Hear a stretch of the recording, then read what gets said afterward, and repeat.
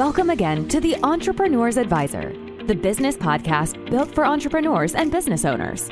Join your host, Chip Schweiger, and his guests as they talk about proven strategies that can help you level up your company to go from 7 figures to 8 and from 8 figures to 9. If you're a business owner, investor, or industry insider looking for actionable tips to make more money, improve profits, and increase the value of your business, you're in the right place. And now, once again, your host, Chip Schweiger. Well, hi there, and welcome to this week's episode of the Entrepreneur's Advisor podcast, the podcast where you get one actionable tip each week to increase the value of your business. Say, if you're a new listener, a very warm welcome to what we think is quickly becoming one of the best business podcasts for entrepreneurs.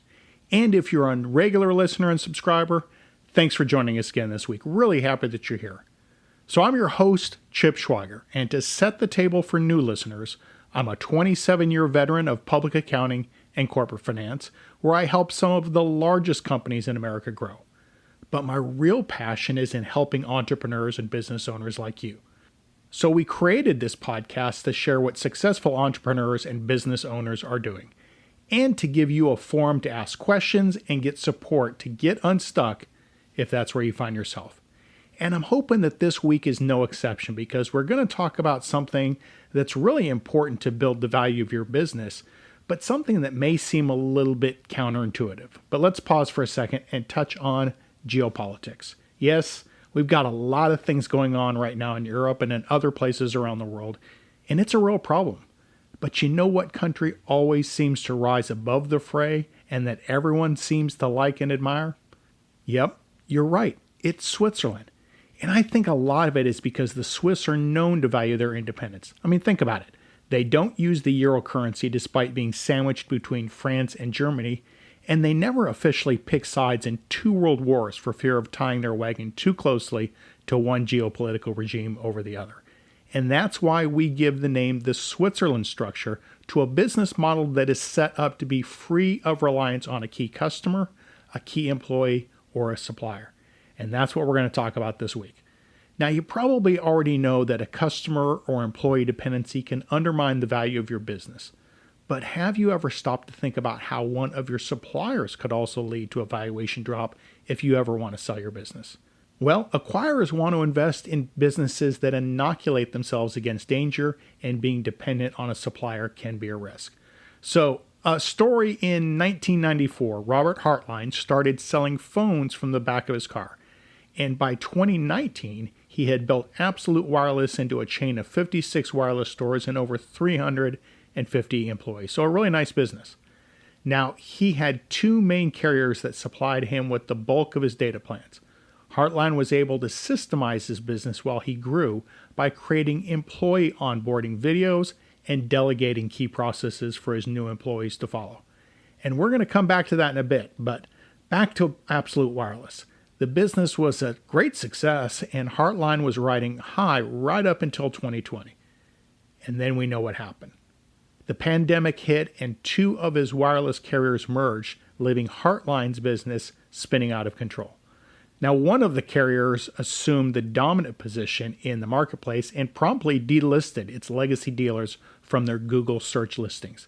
Panicked about the abrupt change in posture from his wireless carrier, Hartline decided to sell to another dealer who was on better terms with the new, now dominant carrier. So fast forward a bit, and Hartline agrees to an acquisition offer, but as diligence progresses, the carrier insisted that Hartline drop 10 of his stores, and Hartline's acquirer promptly dropped the acquisition offer by over $4 million. So frustrated but still happy to get out, Hartline agrees to the lower number, only to be told the acquirer was not prepared to pay cash, and that he would ask them to finance almost half of their acquisition over time. So really the happiest day of his life was getting, really pretty complicated now. It's not all bad though. Hartline went on to create successful businesses since his experience with Absolute Wireless, and now prefers businesses that are not beholden to a major supplier. So what does this mean for you and your business? Well, if you find yourself too dependent on a supplier, make sure you invest in your customer relationships so that your customer thinks of themselves buying from you, not from your supplier. Next, consider cultivating a relationship with alternative suppliers. Even if it costs you a point or two more in margin in the short term, over time, the diversity of suppliers will allow you to avoid the valuation discount that you incur when you become too dependent on a single supplier. Now, everything we talked about related to suppliers also holds true for customers and for key employees. So let's start with the employee situation. Let's say you have one employee, a sales manager, who has all the relationships, talks to all the customers, and even works with several of your suppliers. Basically, he or she does everything. I mean, it's a great situation, right? You successfully delegated well. But what happens when the key employee gets poached by a competitor? If that's the key contact for all of your customers and several suppliers, you're going to be in a really big problem, which brings us back to Switzerland and the value of really being kind of fickle, I guess. Yes, it's super important to keep your customers happy, and especially those that buy a lot of stuff from you.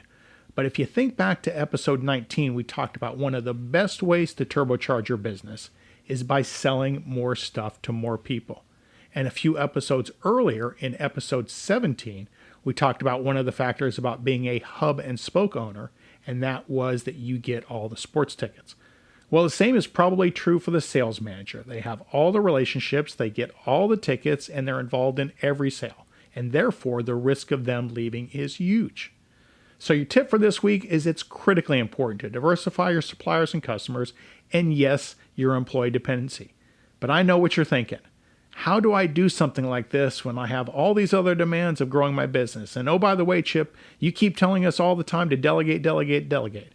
Well, yes, delegation's important because it frees up time for you to devote to those important duties that add the most value to your business and make you the most money. Well, guess which one of those important value-added duties it is? Yep, getting out there and building relationships with customers. And I mean all kinds of customers, and the same is true for building relationships with suppliers. And again, I mean all kinds of suppliers. Don't leave this to that one employee because when they pick up their toys and leave, well, you know the rest. One of the most important roles for a CEO is relationship building. Of all the things you've heard me say about delegation, this is where a little bit of delegation can actually go a long way. In fact, so much so that you should really only be delegating to free up time for you to focus on value-added work like relationship building. So go grab a cup of coffee with them, go break bread over a meal, or attend a sporting event with your customers. Whatever you need to do to cultivate strong relationships with a broader range of customers and suppliers so that you're not the one dependent on that one key employee.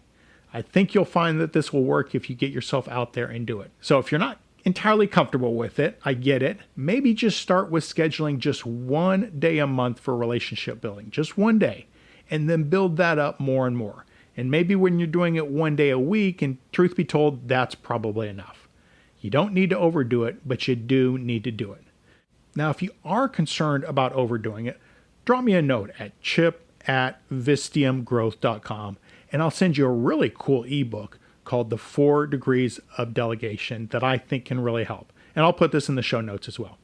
And also, just one last reminder, we're on Facebook, we're on Instagram, and we're on Twitter. And all of them are at Vistium Growth. So let's connect. And with that, we're done for this week. Hope you'll join us again next week. And until then, we'll see you. You've been listening to The Entrepreneur's Advisor, the podcast for entrepreneurs, business owners, and investors. If you've enjoyed today's episode, please subscribe to this podcast. It's easy to do so by clicking on that subscribe button or follow button. And you can also visit us on the web at www.vistiumgrowth.com/podcast. That's VISTIUM growth.com. We'll catch you in the next episode. And thanks again for listening to the Entrepreneur's Advisor podcast.